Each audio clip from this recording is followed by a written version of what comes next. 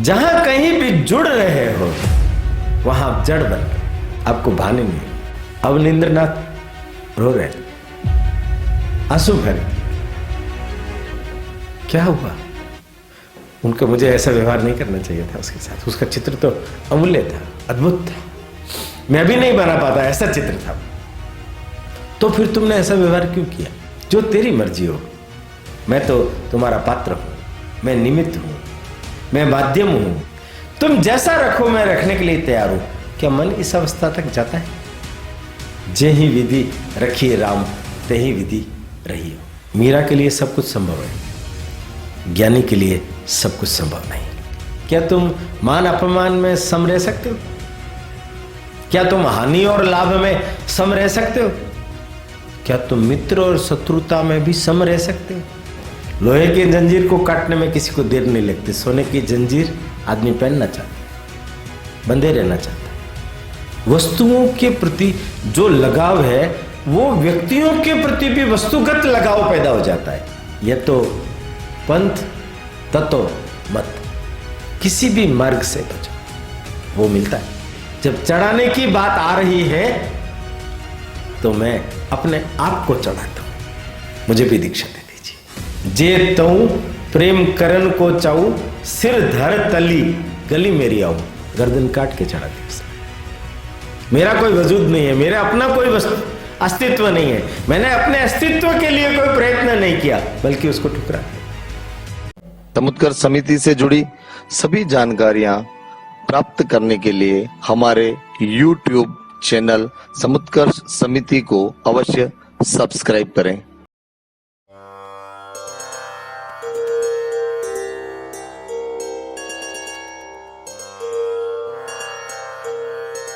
हिंदू भूमे सुरक्षार्थ केशवेन विनिर्मितम् यं संघपोषितं येन गुरुं तं प्रणमाम्यहम्।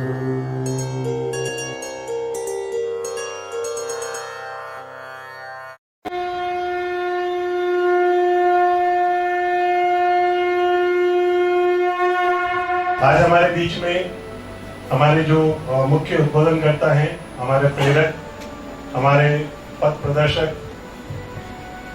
वर्ष 1986 से जो अपना जीवन राष्ट्र निर्माण और राष्ट्र सेवा के लिए समर्पित कर चुके हैं, ऐसे संघ के प्रचारक माननीय ओमजी भाई साहब, आप एक प्रखर लेखक विचारक हैं। आप द्वारा कई पुस्तकें लिखी गई हैं, जिनमें मेवाड़ गौरव गाथा, जन जन के महावीर, पन्नादाय, बाबा रामदेव जैसी 25 पुस्तकों का आपने लेखन किया है, और जो आज हमारे बीच में हमारे ज्ञानवर्धन के लिए आज प्रकाशित होकर हमारे बीच में है। मैं आज के इस पुनीत अवसर पर मान्यवर भाई साहब से निवेदन करूंगी कि हमें प्रबोधन प्रदान करें। आदरणीय ओमजी भाई साहब। नमस्कार। समुत्कर्ष व्याख्यान श्रृंखला ये तो धर्मस्ततो जय में आप सबका हार्दिक स्वागत है। श्री मद भगवत गीता भगवान श्री कृष्ण के द्वारा संसार के इस मार्ग पर किस तरीके से व्यक्ति को जीना चाहिए, किस तरीके से उसको अपना आचरण करना चाहिए, उसका यथेष्ट वर्णन अर्जुन की जिज्ञासा के माध्यम से हम सब लोगों को सुनने को मिल रहा है। पिछली बार हम ध्यान योग उस दिशा में स्पर्श करके आगे बढ़े थे। पहला हमने विषाद योग, दूसरा सांख्य ज्ञान योग, तीसरा कर्म योग और उन तीनों के बाद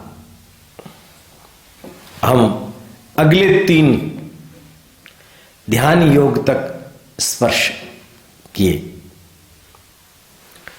बहुत महत्व की बात ध्यान योग के अंदर भगवान बताते हैं। ध्यान माने अटेंशन। हमारे अपने जीवन में जागरूकता, सजगता, अखंड सावधानता ये कैसे बनी रहे और उसके माध्यम से हम ईश्वर तक कैसे पहुंच सकते हैं। अष्टांग योग के मार्ग है ना, उसमें ध्यान और समाधि। ध्यान तक पहुंचने के लिए, ईश्वर तक पहुंचने के लिए हमें किस प्रकार का प्रयत्न करना चाहिए। तो ये जो छठे के बाद 7वां और 8वां, 7वां ज्ञान विज्ञान योग और 8वां अक्षर ब्रह्म योग। ज्ञान विज्ञान का अर्थ यही है कि परमात्मा का आपको भगवत ज्ञान हो जाए, और जब भगवत ज्ञान हो जाएगा तो भगवत प्राप्ति का मार्ग सुगम हो जाएगा। तो अक्षर ब्रह्म योग में भगवत प्राप्ति कैसे की जाती है, किनको होती है, किस तरीके से होती है, यह भगवान ने अर्जुन को बताने का प्रयास किया है। हम शुरू करते हैं ध्यान से। बड़ी एक मजेदार बात, बहुत पहुंचे हुए संत ध्यान योगी, अक्सर कर आजकल ये परंपरा बन गई है ध्यान योगी शब्द अलंकार के रूप में, आभूषण के रूप में लगाने की। तो ध्यान योगी के पास में लोग आते थे, प्रणाम करते थे, 3 बार झुक करके फूल चढ़ाते थे, फिर अपने मन का कोई सवाल होता था वो उनके सामने रखते थे, वो समाधान बताते थे, वो चले जाते थे। एक बच्चा भी आता था छोटा सा 12 साल का, वो देखता था ये सब कुछ। एक दिन उसके मन में भी आया कि ये सब लोग जिज्ञासा कर रहे हैं, ध्यान पूछ रहे हैं, परमात्मा तक पहुंचने का मार्ग पूछ रहे हैं, तो मैं भी कैसे पहुंचूं। एक दिन वो भी नहा धो के फूल लेके आया, घंटा बजाया, 3 बार प्रणाम किया, उनके गुरु के चरणों में फूल समर्पित किए और पूछा कि आप इतने बड़े बड़े लोगों को सब कुछ समाधान बताते हैं, कृपा कर मुझे भी कुछ बताइए ना। अब ये बड़ा विचित्र था, क्योंकि वो बड़े बड़े पहुंचे हुए लोगों के लिए तो समाधान बताते थे, ये तो एकदम नया खिलाड़ी, उसको कैसे बताए मार्ग क्या है, उसको कैसे बताए मार्ग क्या है। उसने कहा कि ठीक है, तुम आए हो, घंटा बजाया है तुमने, 3 बार झुक करके प्रणाम किया है, पुष्प चढ़ाए हैं, विधि विधान का तुमने पूरा पालन किया है, तो तुम्हें बताना ही पड़ेगा। तो उन्होंने कहा कि तुम ऐसा करो, दोनों हाथ ऊपर करके और ताली बजाओ। उसने फट से ताली बजा दी। गुरु ने कहा ताली बजी, आवाज सुनाई दी, ताली तुम्हारी एकदम ठीक बजी है। अब तुम एक काम करो, एक हाथ तो नीचे रखो, दूसरा हाथ ऊपर रखो।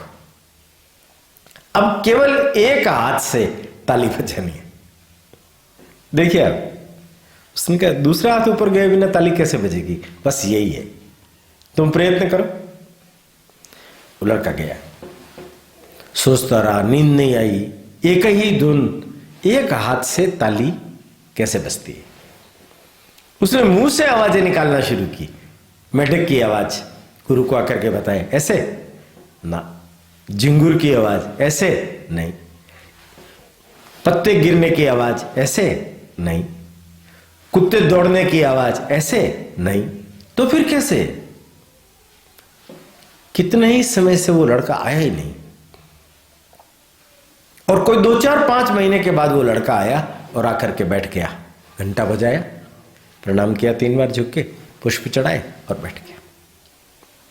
तो एक हाथ से ताली बजाने का कुछ मालूम पड़ा, वो कुछ नहीं बोला, चुप। गुरु ने काफी सवाल किए, वो चुपचाप मौन बैठा रहा। गुरु का एक हाथ से ताली बजाने का जो अर्थ है वो यही है, एक हाथ ऊपर रहेगा तो ताली बजेगी नहीं, मतलब मौन हो गए। और उस मौन को तुमने प्राप्त कर लिया, उस एकांत को तुमने प्राप्त कर लिया, तो तुम्हारा रोम रोम जागृत हो जाएगा, तुम उस परमात्मा के सन्निकट पहुंच जाओगे। ध्यान योग का मतलब केवल मात्र परमात्मा के सन्निकट होना नहीं है। ध्यान योग का मतलब है आप जागरण पूर्वक कहा है ना गीता में, युक्त आहार विहारस्य युक्त चेष्टस्य कर्मसु, कर्म की भी जो चेष्टा करनी है उसमें भी आपको ध्यान रखना है। आहार विहार, उठना बैठना, नींद, जागरण, खाना पीना, हर चीज में आपको सावधान रहना है।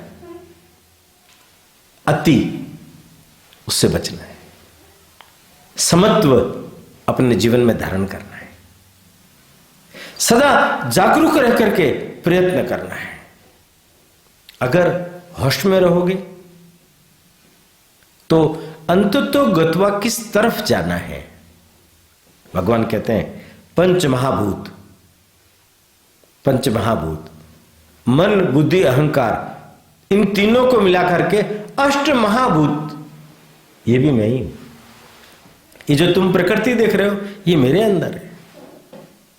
ये तीन गुण जो दिखाई दे रहे हैं ये मेरे द्वारा प्रदत्त है। इस संसार की संपूर्ण माया जो दिखाई दे रही है वो उसका कारक मैं हूं। मुझे देखो तुम, मैं कौन हूं, मुझे पहचानो, मेरी तरफ आगे बढ़ो। जब तुम मुझे पहचान पाओगे भगवत ज्ञान, तो ही तो तुम भगवत प्राप्ति कर पाओगे, नहीं तो तुम भगवत प्राप्ति कैसे कर पाओगे। अगर अर्जुन तुम ठीक ढंग से अपने जीवन को योगियों की भांति उच्चतम स्तर पर लेकर के जाओगे तो ही तुम्हारे जीवन का समाधान हो सकेगा। अर्जुन फिर द्वंद्व में, अर्जुन कह रहा है कि अगर मैं योगी की तरह हो जाऊंगा तो मुझे जंगल में जाना पड़ेगा, और मैं जाने के लिए तैयार हूं पहले ही। आप तो कह रहे हो योगी की तरह तैयार होकर के युद्ध कर। योगी और युद्ध, योग कर्म सुकौशलम,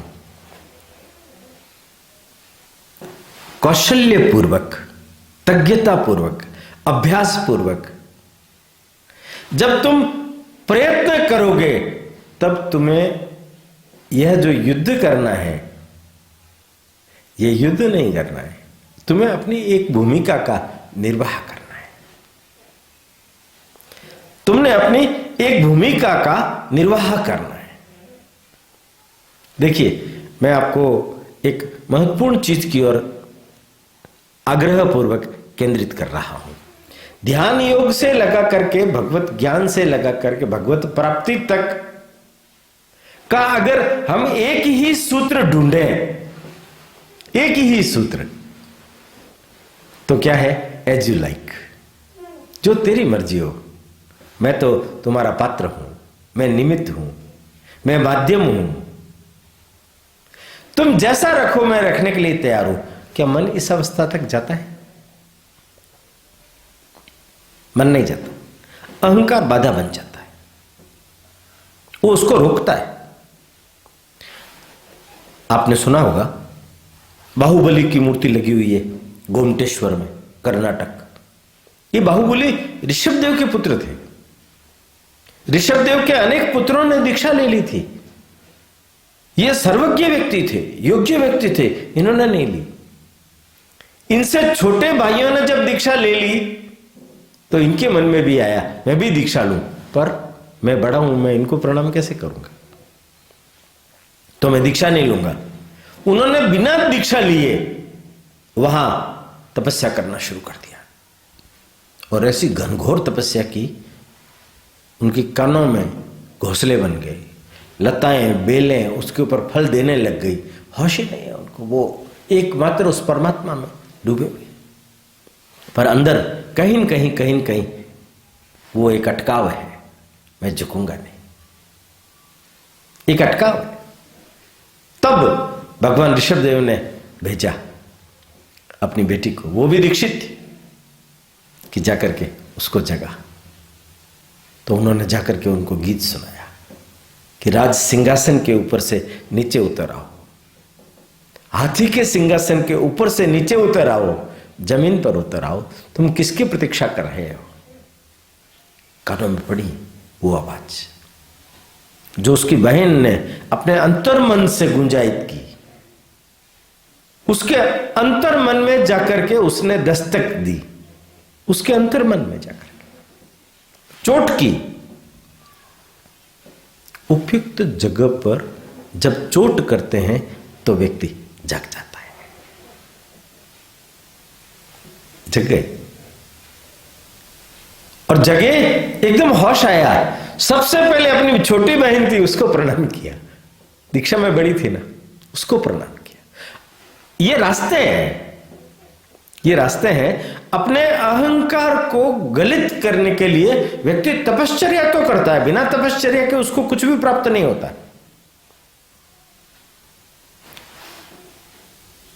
शरणागति अगर व्यक्ति प्राप्त करता है तो उसकी एक ही शर्त होती है, अहंकार से विमुक्त हो जाए। तो समान व्यवहार अगर उसको करना है सबके साथ में, तो उसको अपने अंतर के प्रकाश को जागृत करना पड़ता है।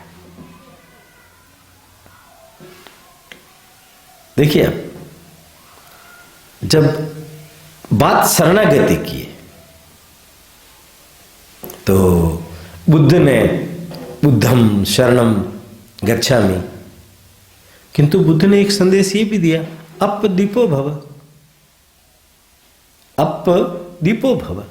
यह अपदीपो भव, उनके एक शिष्य ने कहा कि एक तरफ तो आप कहते हो अपदीपो भव और दूसरी तरफ सब लोग कह रहे हैं बुद्धम शरणम गच्छामि, धम्मम शरणम गच्छामि, संगम शरणम गच्छामि। ये शरणागति क्या है? शरणागति अहंकार का विलोपन है। जब वो हो जाएगा तो आपका जो अंदर का जो दीपक है वो अपने आप जल जाएगा, आप जागृत हो जाओगे। एक बड़ी विचित्र बात मैंने कभी सुनी थी। आबरी मेनन करके एक व्यक्ति हुआ, उसके पिता अंग्रेज थे, मां हिंदू थी, भारतीय। लड़का हो गया है, ये वेटिकन सिटी के पोप के पास में गया, इसने जाकर के प्रणाम किया।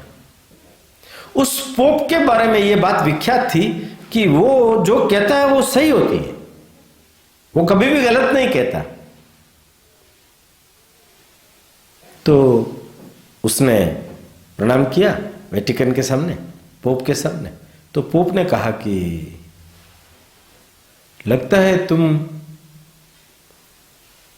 अंग्रेज तो नहीं हो। वो चाहता था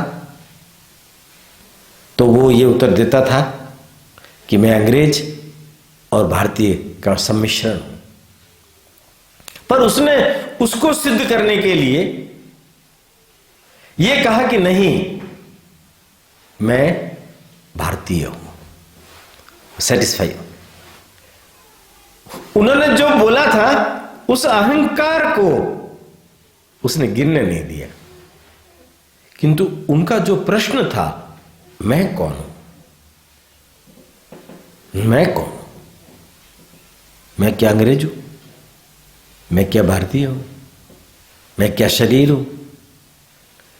वो अंतर्मन की उस यात्रा पर चल पड़ा और एकांत में चला गया। ऐसी स्थिति बन गई उसको कि लोग कुछ रख करके चले जाते, दूध रख दिया, फल रख दिया, वो खा लेता तो खा लेता, नहीं खाता तो नहीं खाता।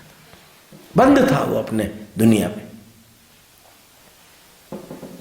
उसने पुस्तक लिखी है, अंतर के हृदय का आकाश। छांदोग्य उपनिषद के अंदर वर्णित मनुष्य की आत्मा की कथा, उसने अपने उस आत्म तत्व को पहचान लिया। देखिए, ये जो ज्ञानी जन है वो परमात्मा को आत्मा के रूप में देखते हैं। ध्यान से समझिए, 3 प्रकार के मार्ग जो योग के बताए गए, ज्ञान मार्ग है, भक्ति मार्ग है, राजमार्ग है। ये जो ज्ञानी है उसके लिए आत्मा है, वो वेदांत को मानता है, वो अद्वैत को मानता है। परमात्मा जो है वही आत्मा है जो परमात्मा है, पर उस आत्मा को ही स्वीकार करके चलता है। और भक्त भक्ति मार्ग से सहज है, सुलभ है, हर किसी के लिए यह संभव है। जेहि विधि रखिए राम, तेहि विधि रहियो,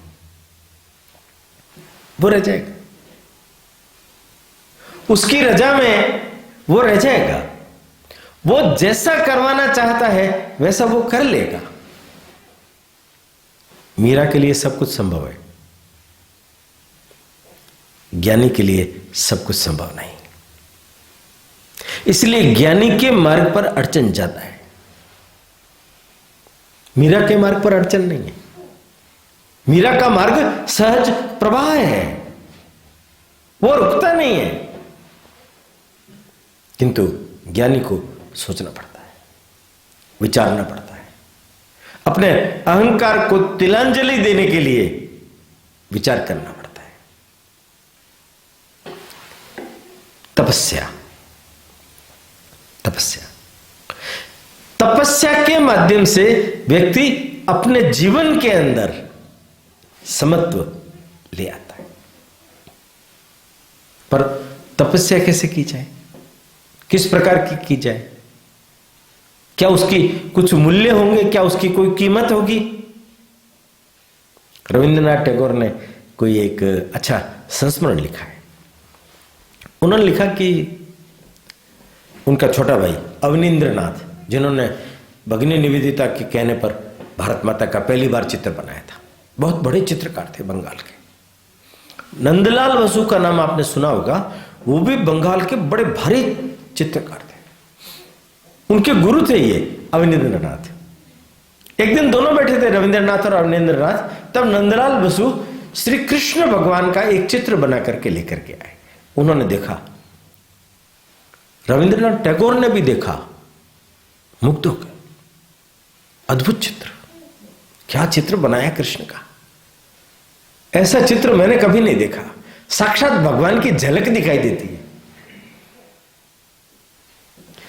अवनींद्रनाथ टैगोर खुद भी ऐसा चित्र नहीं बना सकता, किंतु जैसे नंदलाल बसु के हाथ से वो चित्र लेकर के उन्होंने अपने हाथ में लिया, अपने हाथ में लिया, कहा कि क्या लेकर के आए हो तुम, और उठा करके फेंक दिया दरवाजे की तरफ। जन्माष्टमी के दिन सामान्य चित्र बना बना करके लोग जो बेचते हैं वो भी चित्र अच्छे होते हैं, तुम क्या चित्र बना करके लाए हो, फेंक दिया। धक्का लगा रविंद्रनाथ टैगोर को। वो कहते हैं मुझे एकदम शॉक्ड लगा, ये इतना सुंदर चित्र, उसकी ये दुर्गति, ये क्या कर दिया, जैसे किसी के सीने पर छुरा भोंक दिया हो। ये कोई बात हुई? ऐसा कैसा व्यवहार? कहूंगा मैं इसको। वो गुरु के चरणों में नंदलाल बसु प्रणाम करके चित्र अपना उठा करके लेके चले गए। रविंद्रनाथ ने अवनींद्रनाथ को कुछ कहने के लिए उनकी तरफ देखा तो कहना भूल गए। क्यों? अवनींद्रनाथ रो रहे थे, आंसू बह रहे थे। क्या हुआ? उनका मुझे ऐसा व्यवहार नहीं करना चाहिए था उसके साथ। उसका चित्र तो अमूल्य था, अद्भुत था, मैं भी नहीं बना पाता, ऐसा चित्र था। तो फिर तुमने ऐसा व्यवहार क्यों किया? उसको लगना चाहिए था। है उसके अंदर ईश्वर तत्व, है उसके अंदर परमात्मा, पर उसको लगना चाहिए कि तपश्चर्या का भी जीवन में कुछ मूल्य होता है, उद्यम का भी जीवन में कुछ मूल्य होता है, अभ्यास का भी जीवन में कुछ मूल्य होता है। देखिए, मैंने उसको उसके जीवन में आगे बढ़ाने के लिए अवनींद्रनाथ ने इस प्रकार का एक प्रेरक प्रयोग किया। भगवान कहते हैं, हे अर्जुन, ये जो वैराग्य प्राप्त होता है और ये जो जीवन में अभ्यास नामक तपस्या प्राप्त होती है, इन दोनों से ही शरणागति संभव है, अन्यथा शरणागति संभव नहीं। समत्व भी चाहिए। मूढ़ता, कालिदास जिस पेड़ पर बैठता था उसकी डाली को ही काट देता था, उसको इतना ही बाल नहीं रहता था, उसको कहते हैं मूढ़ता। जीवन में मूढ़ता पूर्वक व्यवहार मत करो, जीवन में बुद्धिमत्ता पूर्वक व्यवहार करो। ये ईश्वरीय तत्व का जब ज्ञान पैदा हो जाएगा तब आप जग जाओगे, तब आप जग जाओगे। देखिए, हमारे यहां जम्मू कश्मीर की तरफ एक ऋषि हुए कणाद। ध्यान रखिए, अणु विज्ञान, परमाणु विज्ञान, उसके जनक है महर्षि कणाद। उनका नाम कणाद इसलिए पड़ा कि वो किसी से भी कुछ मांगते नहीं थे। अन्न के दाने इधर उधर कहीं पर भी गिरे हुए पड़ जाते, मिल जाते, उनको चुन चुन करके कणों को बीन बीन करके खाते थे, इसलिए कणाद। वहां के राजा ने सुना कि ऐसा प्रतिभावान सन्यासी, ऐसा प्रतिभावान ऋषि जो परमाणु ज्ञान का जानकार है, पर उसकी गरीबी ऐसी है कि उसको अन्न के दाने चुन चुन करके, बीन बीन करके खाने पड़ रहे हैं। ये मेरे लिए शर्म की बात है।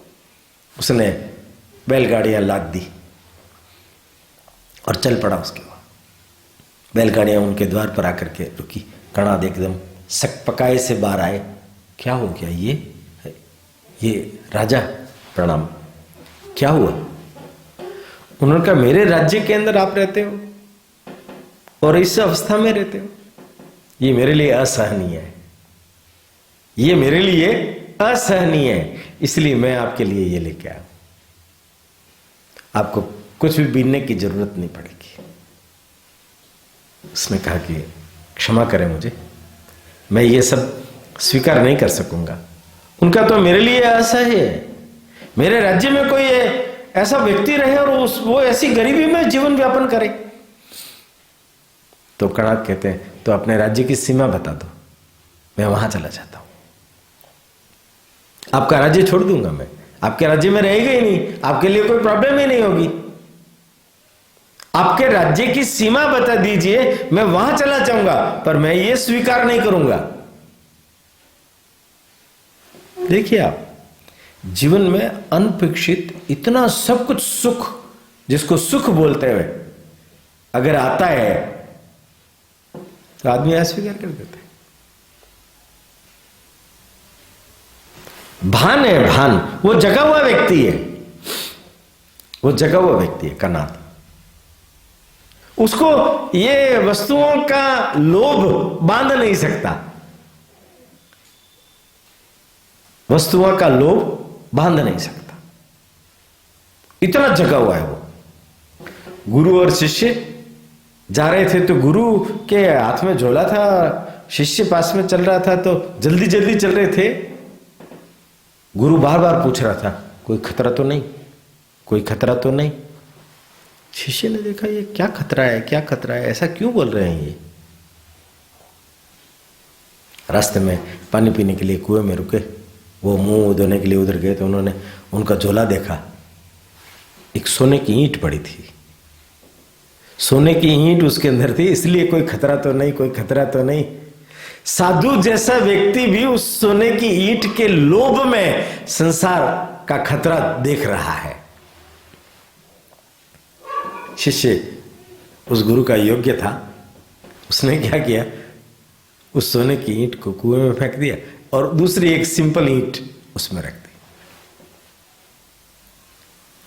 इन्होंने भी मुंह धोया, चले आगे, वो वापिस कंधे पर टांगा, फिर आगे चलता रहा। खतरा तो नहीं, खतरा तो नहीं, खतरा तो नहीं। शिष्य ठाका मार कर हंसने लगा। क्या हुआ? खतरा तो पीछे रह गया, अब कोई खतरा नहीं, कोई खतरा नहीं। एकदम उनको होश आया, उन्होंने झोली देखी, ईंट। अरे मैं मिट्टी की ईंट को सोने की ईंट समझ करके खतरा तो नहीं, खतरा तो नहीं, खतरा तो नहीं कहता रहा। वास्तव में तो सोने की ईंट अपने लिए मिट्टी की ही होती है। ये अपना बोध था जो खतरा पैदा कर रहा था। ध्यान से समझिए, बोध था। सोने की ईंट को जब मिट्टी की ईंट में देख लिया उसने, ये बोध हो गया कि सोना तो मिट्टी है। जाग गया, खतरा मिट गया, खतरा मिट गया। ये आपका बोध है। आप उस वस्तु के प्रेम में कितना फंस जाते हो।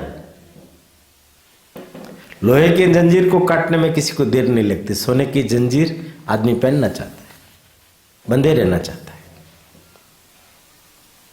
वस्तुओं के प्रति जो लगाव है वो व्यक्तियों के प्रति भी वस्तुगत लगाव पैदा हो जाता है।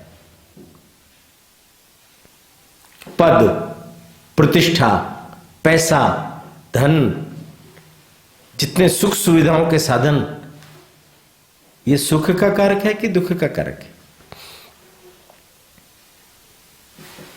वस्तुओं के प्रति आसक्ति से मुक्त हो जाता। जो भक्त वस्तुओं के प्रति आसक्ति के इस भाव से मुक्त हो जाएगा, उसको मेरे से युक्त होने में समय नहीं लगेगा। कृष्ण जी ऐसा कहते हैं। माने आप जहां कहीं भी जुड़ रहे हो वहां आप जड़ बन रहे हो, आपको भाने नहीं। बड़ी प्यारी कथा विदेशों की, जर्मनी की। इमैनुअल कांट बहुत बड़ा प्रोफेसर था, दार्शनिक था। उसके अपने जीवन के सिद्धांत थे, वो अपने हिसाब से ही जीता था। रात को जल्दी सो जाता था, कहता था कि कोई तार भी आ जाए तो भी मुझे जगाना मत, मैं मेरे हिसाब से चलूंगा। उनके नौकर को हिदायत दे रखी थी। एक दिन क्या हुआ, वो जिस विश्वविद्यालय में पढ़ाता था, प्रोफेसर था, उनकी ओर से तार आया, कहा कि इमैनुअल कांट को कुलपति बनाया जाता है। बड़ी खुशी की खबर थी। वो जो नौकर था उसने कहा कि कोई मर जाए, कोई ये हो जाए, कोई वो हो जाए, सबके लिए उन्होंने मना कर रखा था, पर इसके लिए थोड़ी मना कर रखा था। ये तो बहुत बड़ी खुशी की बात है। कुलपति हो गए, कितने बड़े आदमी हो गए। इमैनुअल कांट कितने बड़े आदमी हो गए, कितना बड़ा पद उनको मिल रहा है। और उन्होंने जगाया, साहेब जगिए, देखिए ये तार आया है, आपको यूनिवर्सिटी ने कुलपति बनाया है। एक खींच के थप्पड़ रखा उसके नौकर को, चल। और दूसरे दिन यूनिवर्सिटी को पत्र लिख करके वो कहता है, मैं कुलपति नहीं बन पाऊंगा, मैं आपके इस पद से पहले ही रेजिग्नेशन देता हूं, मैं इसे स्वीकार नहीं कर पाऊंगा, क्योंकि मैं जानता हूं ये जो पद है वो सुख का नहीं दुख का भी कारक है। ध्यान से समझिए, बहुत बार होगा, बहुत बार होगा, जिन्हें आप सुख का कारक मान करके स्वीकार कर रहे हो, उनके पीछे छुपे हुए दुख को आप देख नहीं पा रहे हो। पद, प्रतिष्ठा स्थिर है क्या? धन, वैभव स्थिर है क्या? मनुष्य जीवन स्थिर है क्या? कुछ भी नहीं, क्षण भंगुर संसार है। माया का मोह जाल है, भगवान के द्वारा फैलाया हुआ है। भगवान खुद कह रहे हैं कि ये सब मेरे द्वारा फैलाया हुआ है, तुम उसमें मत फंस, उससे मुक्त हो जाए। ये वस्तुओं के प्रति तेरा जो राग है, वस्तुओं के प्रति तेरा जो द्वेष है, क्या तुम मान अपमान में सम रह सकते हो? क्या तुम हानि और लाभ में सम रह सकते हो? क्या तुम मित्र और शत्रुता में भी सम रह सकते हो? देखिए, मान अपमान और हानि लाभ में तो आप सम रह सकते हो, पर शत्रु मित्र में सम नहीं रह सकते। वह कहीं न कहीं बाधा पैदा हो जाएगी। जहां समत्व है, दृष्टि में फर्क आ गया ना। अब सबको एक जैसा देखते हो क्या? सबके साथ एक सरीखा व्यवहार कर पाते हो क्या? अगर कर पाते हो तो आपके जीवन में बहुत भारी उन्नति हो सकती है। एक जैसा नहीं देख पाते। नानक जी, गुरु नानक देव, वो कहते थे हिंदू भी और मुसलमान भी एक है, कोई भेद नहीं, भगवान सर्वत्र है। देखिए, आप उनके जीवन की 2 घटनाओं पर ध्यान दीजिए। वो मक्का गए, मस्जिद की तरफ पैर करके सो गए, लोगों ने जगाया, मस्जिद की तरफ पैर कर दिए तुमने, ये कोई तरीका होता है? उनका कि जिधर भगवान नहीं हो, जिधर मस्जिद नहीं हो, उधर पैर कर दो। तो ऐसी किंवदंती है कि जिधर जिधर पैर करते गए, उधर उधर मस्जिद घूमती गई। सबने उनके चरण पकड़ लिए। उनका सर्वत्र ईश्वर है भाई। नवाब ने बुलाया, तुम कहते हो हिंदू और मुसलमान एक है, तुम मस्जिद में नमाज पढ़ने के लिए चलोगे? एक ही शर्त पर, यदि तुम मस्जिद में नमाज पढ़ोगे तो मैं भी पढ़ूंगा, तुम नहीं पढ़ोगे तो मैं नहीं पढ़ूंगा। नवाब ने कहा, इसमें कौन सी बात है, मैं तो जाता हूं मस्जिद में नमाज पढ़ने के लिए। वो गया, वो जैसे वो आगे था, नमाज पढ़ रहा था, ये पीछे खड़े खड़े हंस रहे थे। नमाज करते समय में, पढ़ते समय में, नमाज की प्रक्रिया अपनाते समय में नवाब कुछ बोल नहीं सका, क्योंकि अनुशासन के खिलाफ हो जाता। उसके बाद में बोला कि तुमने अपनी बात मानी नहीं, तुम तो हंसते रहे, कहां नमाज पढ़ी? उनका तो मुझे बोल रहे हो, मैंने क्या कहा था? तुम यदि नमाज पढ़ोगे तो मैं नमाज पढ़ूंगा। तुम तो काबुल में घोड़े खरीद रहे थे, हैं? जिससे नमाज पढ़ रहा था व्यक्ति, उस समय में उसके दिमाग के अंदर काबुल के अंदर से घोड़े लेने हैं, खरीदने हैं, ये विचार चल रहा था। भगवान का कहीं नामो निशान ही नहीं था। जब तुम काबुल में घोड़े खरीद रहे हो तो मैं फिर नमाज कैसे करूंगा? मैं भी घोड़े ही खरीदूंगा ना। कोई भी व्यक्ति अपने कर्म के अंदर तन्मयता रख पाता है क्या? क्या ईश्वर के प्रति, भगवान के प्रति पूजा प्रार्थना करते समय वो ध्यान में रह पाता है क्या? जब उसको अपना और भगवान का भान होता है तो ही तो गाड़ी आगे बढ़ती है ना। नहीं तो गाड़ी आगे कैसे बढ़ेगी? जब संसार के वस्तुओं ने, संसार की चीजों ने, संसार के लोगों ने, संसार के क्रियाकलापों ने हमें बांध रखा होगा, तब हम आगे कैसे बढ़ेंगे? अपने जीवन में उन्नति कैसे करेंगे? आप देखिए, भारतवर्ष के अंदर एक बहुत बड़े संत हुए हैं, रामकृष्ण परमहंस, जिन्होंने सभी प्रकार के मार्गों से भगवान को भज करके देख लिया। अंत में उन्होंने यही कहा, यह तो पंथ ततो मत, किसी भी मार्ग से बचो, वो मिलता है। परंतु उन्होंने भी अपने शिष्यों को ठोक बजा के देखा, हर प्रकार से परीक्षण किया, भगवा पहनाया, दीक्षा दी, और कहां भेजा? भिक्षा लेने के लिए। हमारे यहां देखिए, जो लोग भिक्षा मांग करके अपने जीवन में गुजारे, उनको भिक्षु बोलते हैं। बहुत बड़ा सम्मानित शब्द है ये। भिक्षु माने भिक्षा मांग करके खाने वाला। ना ना ना, भिक्षा मांग करके खाने वाले का अर्थ होता है उसने अपने अहंकार को नष्ट कर दिया है। भिक्षा मांग करके जब अपन खाएंगे, अपना अहंकार कहां रहेगा? मैं हूं, मैं कहां रहेगा? मैं तो नष्ट हो जाएगा। इस मैं को नष्ट करने के लिए विविध प्रकार की विधियां, उपाय, प्रयोग, ये सब बताए हैं ध्यान योग में, योग शास्त्र में। ओम ये सामान्य शब्द नहीं है, इसका सीधा संबंध हमारे षट चक्रों से, उसके जागरण से। इंद्रियां जो हमारे ऊपर शासन कर रही है, उन इंद्रियों के सारे मूवमेंट को शमन करने के लिए इस एक छोटे से शब्द, अक्षर, ब्रह्म अक्षर ओम, इसका बहुत बड़ा महत्व। सीधा चोट पहुंचती है नाभि पर, झटका लगता है। कपालभाति क्यों करते हैं? ये झटका यहां देते हैं। उड्डयन बंद, मूल बंद, जालंधर बंद क्यों लगाते हैं? ये श्वास के माध्यम से जिन आवृत्तियों से हम ढके हुए हैं, उनको धक्का लगाने के लिए, धक्का लगाने के लिए पूरा विज्ञान है। पूरा विश्व आज इस चीज को मानता है कि सॉलिड जो तत्व है, विद्युत जो तत्व है, वही असली तत्व है। आप देखिए, हम पूजा पाठ करते समय कुशासन लगाते हैं ना, क्यों? उस विद्युत का हमारे ऊपर असर ना। हमारे अंदर भी भगवत अर्चन से विद्युत पैदा होती है।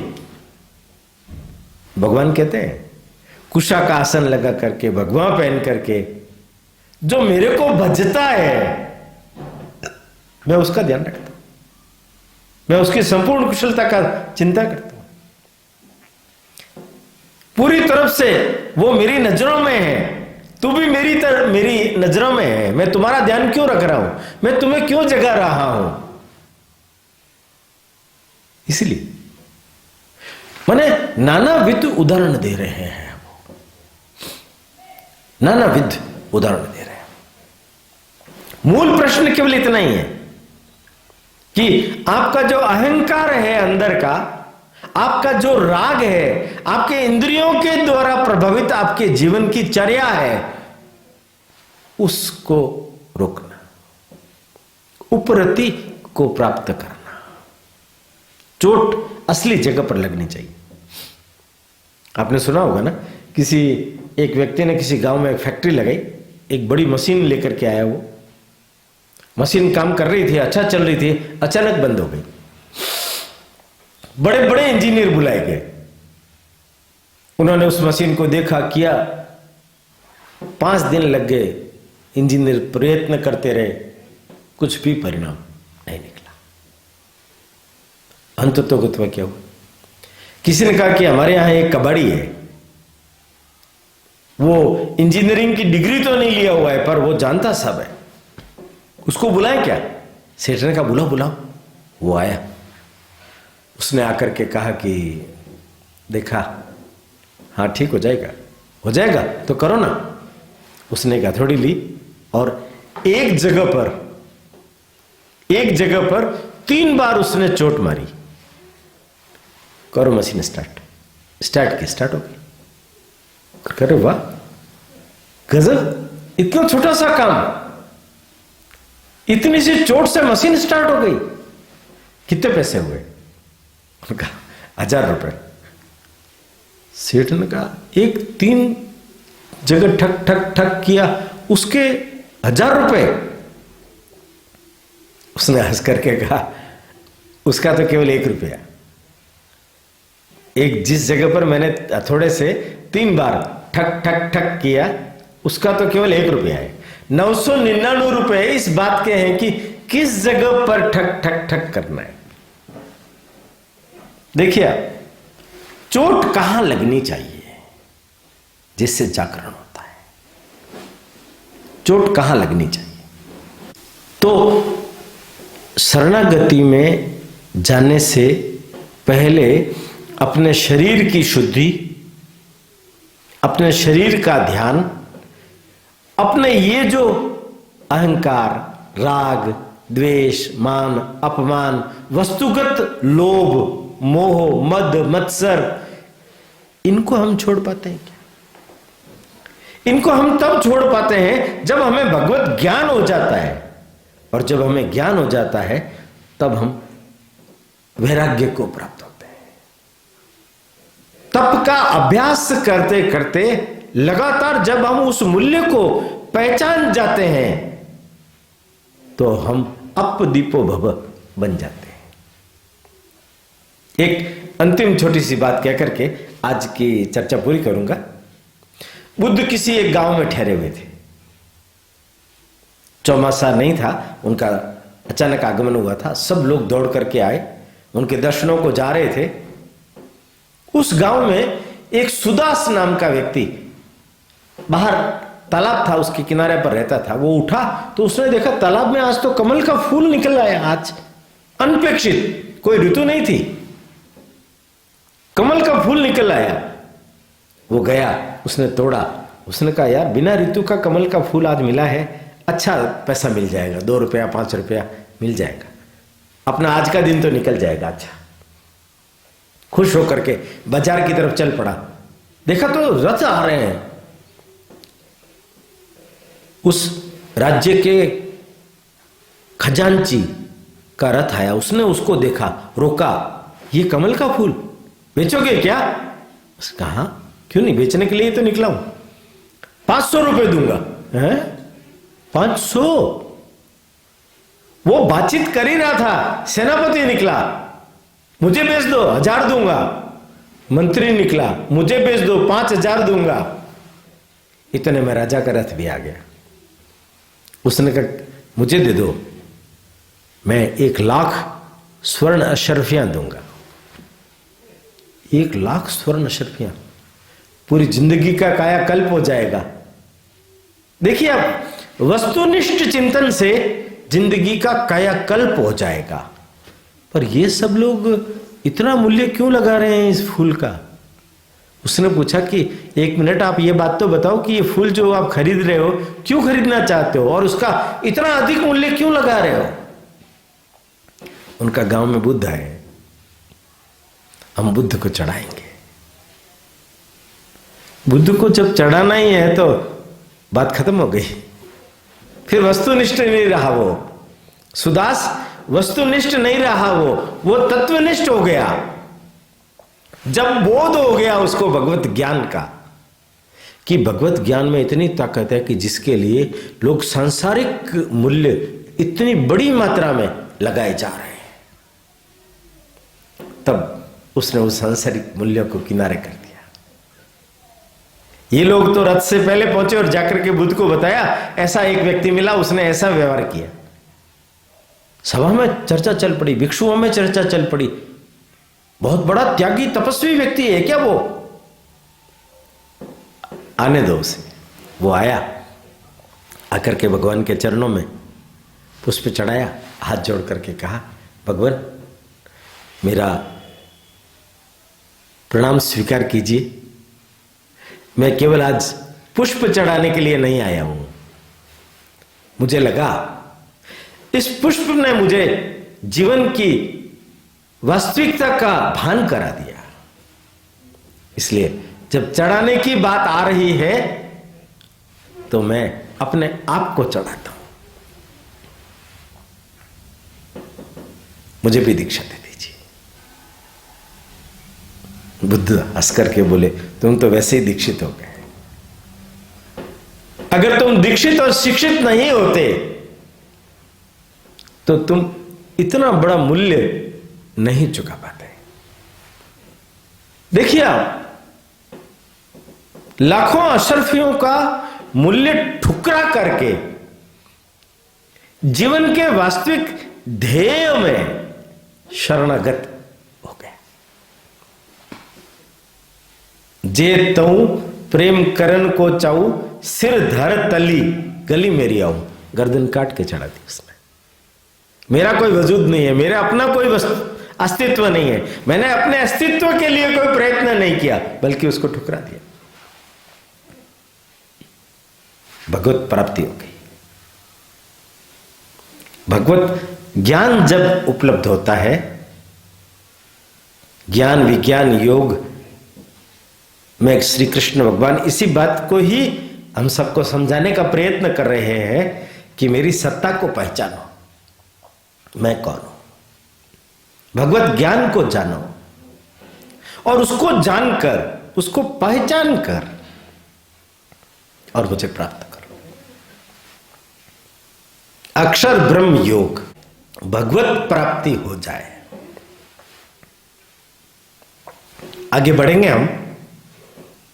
अभी ये 7वां और 8वां अध्याय पूरा हुआ है, अभी 18 अध्याय है। देखो किस गति से हम आगे बढ़ पाते हैं। आज बस इतना ही। प्रणाम।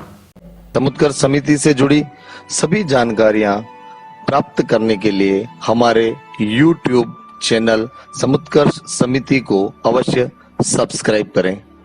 आप सभी का समुत्कर्ष समिति के प्रति यही स्नेह और आत्मीय भाव बना रहे। धन्यवाद।